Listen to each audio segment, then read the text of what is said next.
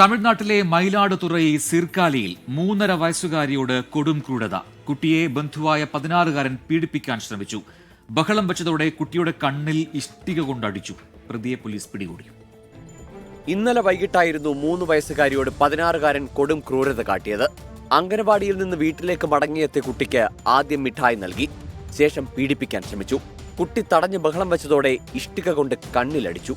കരച്ചിൽ കേട്ടെത്തിയ അയൽവാസികളാണ് കുട്ടിയെ സീർക്കാലി ആശുപത്രിയിൽ എത്തിച്ചത്. അവിടെ നിന്ന് വിദഗ്ധ ചികിത്സയ്ക്കായി പുതുച്ചേരിയിലേക്ക് കൊണ്ടുപോയി. കണ്ണിന് ഗുരുതര പരുക്കാണുള്ളത്. ബന്ധുവായ 16-കാരനെ പോലീസ് പിടികൂടി.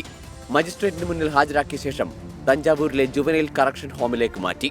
24 ചെന്നൈ.